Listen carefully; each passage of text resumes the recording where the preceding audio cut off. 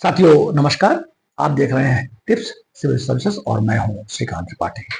शिक्षा केवल सूचनात्मक जानकारियां मात्र नहीं देती है, यह केवल हमें इंफॉर्मेशन एकत्रित करने की व्यवस्था नहीं करती है, अपितु यह हमारे जीवन का समग्र विकास करती है। हमें जीवन मूल्यों से अवगत कराती है, हमें नैतिक, भावनात्मक, बौद्धिक, शारीरिक और आध्यात्मिक विकास का अवसर प्रदान करती है। लेकिन यही शिक्षा यदि छात्रों को आत्महत्या करने के लिए, अवसाद में जाने के लिए प्रेरित करती हो, तो कहीं ना कहीं शिक्षा और सिस्टम में कोई ना कोई कमी है, जिससे बच्चे, छात्र आत्महत्या करने के लिए दुष्प्रेरित होते हैं। हाल ही में ऐसी घटनाएं घटी और ऐसी प्राय घटनाएं देखने को मिलती हैं, सुनने को मिलती हैं, पढ़ने को मिलती हैं कि छात्र छात्राएं जो शिक्षा ले रहे होते हैं, एकेडमिक एजुकेशन, स्कूली शिक्षा हो या प्रतियोगी परीक्षाएं हो, स्कूली शिक्षाओं में नंबर कम हो जाने से या फेल हो जाने से, प्रतियोगी परीक्षाओं में सफल न होने से छात्र छात्राओं को आत्महत्या करते देखा गया है।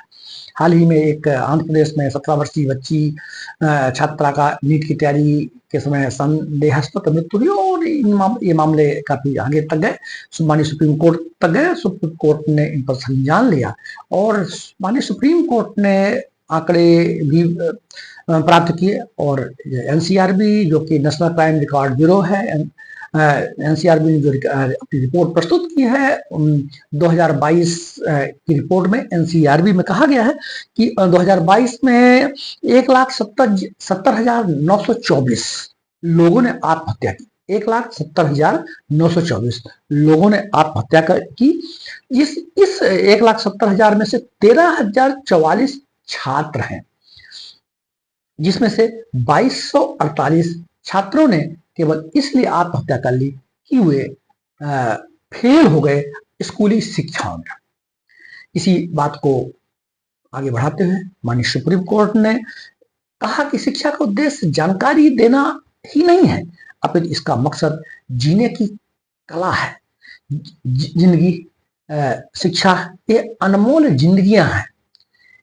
आज सामूहिक आत्ममंथन का समय है कि हम आत्ममंथन करें कि आखिर हमारी शिक्षा और सिस्टम में क्या कमी है। माननीय सुप्रीम कोर्ट ने 25 जुलाई 2025 को ऐसे ही मामले की सुनवाई करते हुए कहा, कोर्ट ने खुद भी इस शिक्षा प्रणाली के संबंध में उद्धृत करते हुए कहा, एक महान दार्शनिक जिद्दू कृष्णमूर्ति की किताब का उल्लेख किया था। किताब का नाम था education and the significance of life को कोट करते हुए माननीय सुप्रीम कोर्ट ने कहा कि शिक्षा का उद्देश्य ऐसे मनुष्यों को गढ़ना है जो इंटीग्रेटेड हो, एकीकृत हो और सच में बुद्धिमान हो।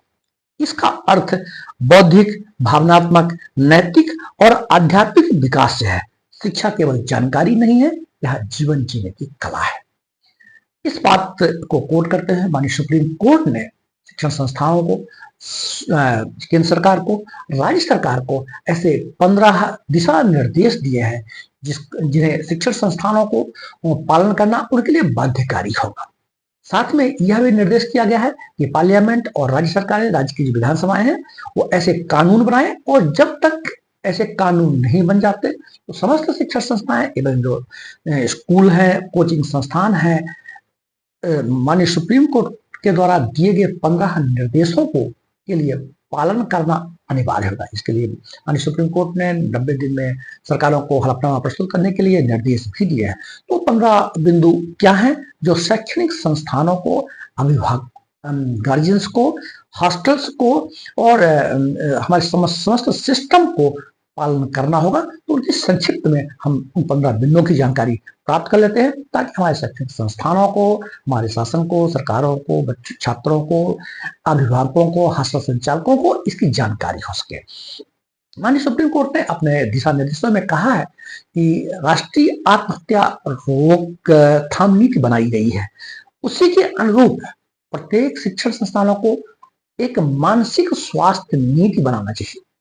राष्ट्रीय आत्महत्या रोकथाम नीति बनी हुई है, उसी के अनुरूप मानसिक स्वास्थ्य नीति, स्वास्थ्य का संरक्षण, जो मेंटल हेल्थ है, मेंटल हेल्थ को माननीय सुप्रीम कोर्ट ने भी कहा है कि मानसिक स्वास्थ्य एक प्रकार से जीवन जीने का अधिकार है, यह मौलिक अधिकार है। अनुच्छेद 21 के अंतर्गत एक प्रकार का फंडामेंटल राइट है और इसका पालन हर हाल में संस्थानों को करना होगा।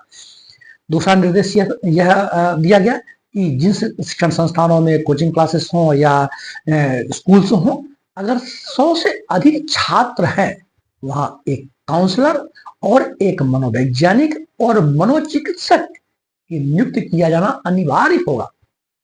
तीसरा निर्देश था कि यदि परीक्षाओं में और पाठ्यक्रम में जो सिलेबस होते हैं कोई बदलाव होता है, जब इस तरह के बदलाव होते हैं तो बच्चों में प्रेशर्स आते हैं, नई चीजें होती हैं, कई बार बच्चे उन परीक्षाओं से और जो कैरिकुलम्स होते हैं, सिलेबस होते हैं, उनसे एडजस्ट नहीं हो पाते हैं।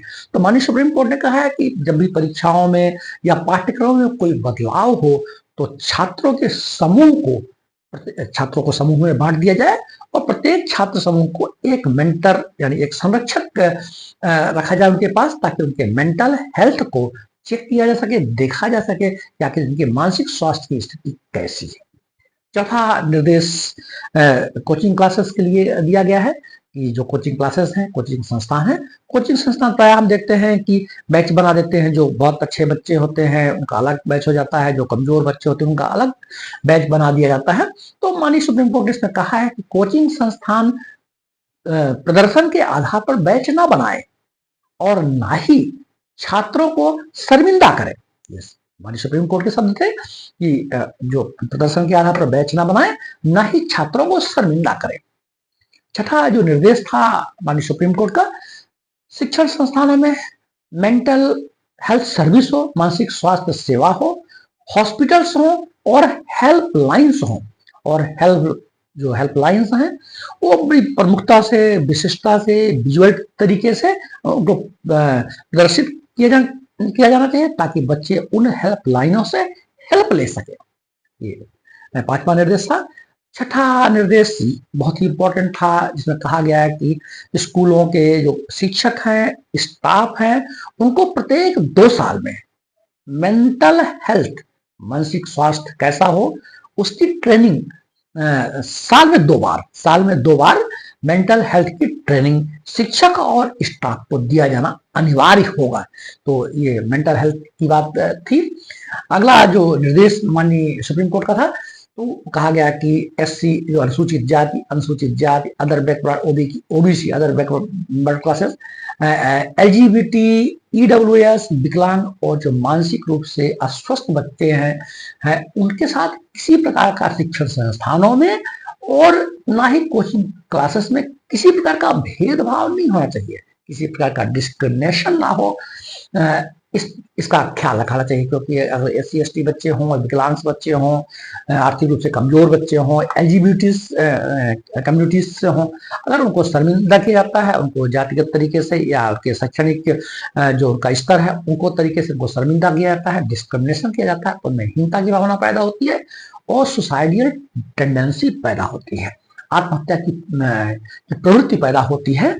तो इस बात का ख्याल समस्त संस्थानों को रखा जाना होगा। साथ ही अगला जो निर्देश है कि शिक्षण संस्थानों में किसी प्रकार का जो यौन उत्पीड़न है, रैगिंग है, ये ना हो, इसके लिए कमेटीज हों, मॉनिटरिंग सेल्स हों, ताकि इनकी निगरानी रखी जा सके कि किसी प्रकार का यौन उत्पीड़न तो नहीं हो रहा है और रैगिंग जैसी स्थितियां तो निर्मित नहीं हो रही हैं, यह भी देखने की आवश्यकता होती है। गार्जियंस का बहुत बड़ा रोल होता है। गार्जियंस भी बच्चों को एक प्रकार का प्रेशराइज रखते हैं अच्छे अंक लाने के लिए, कोई प्रतियोगी परीक्षा में सफल होने के लिए उनकी अपनी आकांक्षाएं होती हैं, अपनी महत्वाकांक्षाएं होती हैं। तो इस प्रकार की आकांक्षाएं और महत्वाकांक्षाएं बच्चों में एक प्रेशर्स बनाती हैं, एक दबाव बनाती हैं, जिससे बच्चे कई बार डिप्रेशन में जाते हैं और आत्महत्या कर लेते हैं। तो इसलिए गार्जियंस के लिए जागरूकता प्रोग्राम्स हों, अभिभावकों के लिए जागरूकता अभियान चलाए जाए, उनको पेरेंट्स, हालांकि स्कूलों में होती हैं पेरेंट्स मीटिंग होती हैं, लेकिन इसको व्यापक तौर पे, नीतिगत तौर पे संस्थानों में रेगुलेशन के तौर पे नियामक संस्थाओं के माध्यम से इनको अनिवार्य किया जाए और इसकी मॉनिटरिंग भी हो, इनकी रेटिंग भी हो कि इस तरह के संस्थानों में अभिभावकों के लिए जागरूकता के लिए कार्यक्रम चला गया, इनकी रिपोर्टिंग भी होना चाहिए। अगला निर्देश ये है कि प्रत्येक संस्थानों को प्रत्येक साल अपनी एक रिपोर्ट, एक प्रतिवेदन बनाना चाहिए, प्रतिवेदन देना चाहिए कि उन्होंने कितने बच्चों की काउंसलिंग की, और उनके मेंटल हेल्थ का चेकअप कैसे हुआ, ये काउंसलिंग और मेंटल हेल्थ का संपूर्ण विवरण उस रिपोर्ट में होना चाहिए। हालांकि स्कूल और कॉलेज में ये व्यवस्था है, रिपोर्ट प्रस्तुत की जाती है उनके डिपार्टमेंट्स को, एनुअल रिपोर्ट के ऊपर में प्रत्येक विभाग के लिए है, लेकिन इसको व्यवस्थित तरीके से, नीतिगत तरीके से इसको लागू करने की आवश्यकता है। और जो हेल्थ रिपोर्ट या शैक्षणिक संस्थानों के द्वारा जो प्रतिवेदन बनाया जाता है, उसको यूजीसी जैसे जो नियामक संस्थाएं हैं, यूनिवर्सिटी ग्रांट कमीशन, उनको प्रेषित किया जाना चाहिए, और उनका अध्ययन एनसीईआरबी के द्वारा और यूजीसी के द्वारा और इस तरह की जो संस्थाएं बनी हुई हैं उनके द्वारा इसका परीक्षण किया जाना चाहिए कि जो माननीय सुप्रीम कोर्ट के द्वारा जो निर्देश दिए गए हैं, हमारी जो शैक्षणिक नीतियां हैं, हमारी एनईपी है, उनमें जो प्रोग्राम्स दिए गए हैं, जो रेगुलेशंस दिए गए हैं, उनका पालन हो रहा है या नहीं। अगला जो निर्देश है, ये कहा गया है कि जो परीक्षा प्रणाली है वो छात्र हित में हो। देश की आजादी के बाद कई बार नई शिक्षा नीति आई, 68 में आई, 86 में आई, 2020 में आई, तो यद्यपि कई बार जो एग्जामिनेशन का जो सिस्टम्स है, सेमेस्टर प्रणालियां आई, साल में 2 बार परीक्षाओं देने की बात आई, अभी सीबीएसई ने भी ये बात घोषणा की। तो ये कहा गया कि परीक्षा जो प्रणालियां हैं वो छात्र हित में हो। परीक्षाएं इस टाइप के उनके बच्चे परीक्षा जो देते हैं उनके लिए प्रेरित हो सके, उनके पास कोई ऐसा प्रेशर ना हो। ऐसा हमारे एजुकेशन सिस्टम में, हमारे पॉलिसी मेकर में ऐसी व्यवस्था होनी चाहिए। साथ ही शिक्षा, जैसा कि हमने कहा, कि केवल ये जानकारी एकत्रित करने का माध्यम नहीं है, इसके हमारे संपूर्ण व्यक्तित्व के विकास की व्यवस्था है। इसलिए हमारे जो पाठ्यक्रम है उनमें खेल, व्यक्तित्व विकास, कला और संस्कृति, इन बातों पर ज्यादा महत्व हो, कि स्पोर्ट्स का हो, आर्ट्स का हो, उनके व्यक्तित्व के विकास का हो, तो ताकि बच्चे पढ़ने में ज्यादा रुचि दे सकें, पढ़ने में रुचि पैदा हो। कई बार हमारे सिस्टम्स बदले गए, सिलेबस बदले गए, ऐसे प्रोग्राम्स बनाए गए ताकि बच्चों को पढ़ने की प्रेरणा मिल सके। ऐसे परिवर्तन होते रहे, लेकिन माननीय सुप्रीम कोर्ट ने कहा है कि परीक्षा प्रणालियां छात्र हित में होना चाहिए, और उनके लिए उनके पाठ्यक्रमों में, उनके स्कूलों में, शैक्षणिक संस्थानों में खेल, कला और व्यक्तित्व विकास, पर्सनालिटी डेवलपमेंट की बात को अनिवार्य रूप से किया जाना चाहिए। अगला निर्देश है नियमित कैरियर काउंसिल हो। करियर को लेकर के बच्चे जब स्कूली शिक्षाओं में पढ़ते हैं, आगे बढ़ते हैं, कॉलेजों में पढ़ते हैं, तो उनको ये पता नहीं होता कि हम किस करियर को चुने, किस क्षेत्र में हम जाएं। कई बार वो मिसगाइडेड हो जाते हैं संस्थानों के माध्यम से। तो इसके लिए नियमित करियर काउंसिल हो, बच्चों को उनका मेंटल हेल्थ देखा जाए, उनका स्तर देखा जाए, उनको उनकी रुचि, उनका रुझान देखा जाए, उनका इंटरेस्ट देखा जाए, और ऐसी करियर काउंसिल की जाए ताकि बच्चे अपनी रुचि के अनुरूप अपना करियर चुन सके और आत्महत्या के लिए प्रेरित ना हो। तो ये बात माननीय सुप्रीम कोर्ट के निर्देश है जो मैं आपको बता रहा हूं। तो ये 12वां निर्देश था। अगला जो निर्देश है ये हॉस्टल के संबंध में है, कि जो हॉस्टल के परिसर हैं वहाँ हॉस्टल संचालकों को भी देखना चाहिए कि वहाँ नशाखोरी ना होती है, हॉस्टल में रहने वाले बच्चे नशा की प्रवृत्ति की ओर तो नहीं बढ़े। ये हॉस्टल संचालकों का भी दायित्व है कि जिन हॉस्टल्स में छात्रावासों में बच्चे रहते हैं वहाँ देखा जाए कि नशा जैसी स्थितियां तो बच्चों में नहीं है, किसी प्रकार का उत्पीड़न तो नहीं हो रहा है और हिंसा तो नहीं हो रही। कई बार हॉस्टलों में हिंसा, उत्पीड़न की स्थिति देखने को मिलती है, और चूंकि बच्चे वहां से बच्चे ही आते हैं, गार्जियंस नहीं होते, गार्जियंस के ऊपर हॉस्टल संचालक और उनके वार्डन्स ही होते हैं। तो ये देखा जाने की बड़ी आवश्यकता होती है कि नशाखोरी की प्रवृत्ति तो नहीं हो रही है। वहां फिर मेंटल हेल्थ चेकअप के लिए, काउंसलिंग के लिए ऐसी व्यवस्था हॉस्टल के जो संचालक है उनको भी किया जाना अनिवार्य कर दिया गया है। हॉस्टल संचालक इस बात का ध्यान रखें कि ये माननीय सुप्रीम कोर्ट का निर्देश है और सभी के लिए बाध्यकारी है। अगला निर्देश हॉस्टल के लिए ही है। उसमें कहा गया है, निर्देश में ये बात कही गई है कि जो हॉस्टल है उनके छत, बालकनी और पंखे, जहाँ से बच्चे कई बार छतों से सुसाइड कर लेते हैं, बालकनी से कूद जाते हैं, पंखों में से लटक जाते हैं। तो ऐसी स्थिति जहाँ भी हो वो सेफ्टी पॉइंट का ध्यान रखा जाए और ऐसी जगह में सेफ्टी डिवाइसेस लगाई जाए ताकि कभी अगर ऐसी स्थिति निर्मित होती है तो उन सेफ्टी डिवाइसेसों के माध्यम से बच्चों की जान की, छात्रों के जान की रक्षा हो सके। तो सेफ्टी डिवाइस, हॉस्टल्स में सेफ्टी डिवाइस, इस बात का ख्याल रखा जाना जरूरी है। और जो महत्वपूर्ण शहर हैं, महानगर हैं, कोटा, जयपुर, चेन्नई, दिल्ली जैसे कोचिंग केंद्रों में नियमित काउंसलिंग हो और शिक्षण योजना पर निगरानी करने का विशेष प्रयास हो। हम देखते हैं कि कोटा में नीट के बच्चे बहुत तैयारी करते हैं और बहुत सारी सुसाइडियल स्थिति देखने को मिली है छात्रों के द्वारा। तो ये तो पूरी एक प्रकार से राष्ट्रीय बहस का विषय है, राष्ट्रीय बहस का मुद्दा बना हुआ है कि ऐसे बड़े शहरों में जहां बच्चे तैयारी करने नीट की और जेई की तैयारी करने जाते हैं तो आखिर सुसाइडियल स्थिति क्यों निर्मित हो जाती है। कोटा में तो बहुत ज्यादा रही है। तो इस तरह माननीय सुप्रीम कोर्ट ने कहा है कि इन कोचिंग सेंटर्स हैं इनमें नियमित काउंसलिंग हो और शिक्षण योजनाओं पर विशेष निगरानी हो। तो ये 15 दिशा निर्देश हैं जो सभी शिक्षण संस्थानों को बाध्यकारी हैं। पार्लियामेंट्स को और जो लेजिस्लेटर बॉडी है उनको एक निर्देश दिया गया है कि ऐसे कानून बनाए। जब तक कानून नहीं बनता तो यह 15 निर्देश बाध्यकारी हैं। अतः सभी शिक्षण संस्थान, स्कूल, कॉलेज और कोचिंग संस्थान इन 15 दिशा निर्देशों को ठीक से पढ़ लें, अध्ययन कर लें, अपने यहाँ चस्पा कर लें और इसका पालन करें। जय हिंद, जय भारत।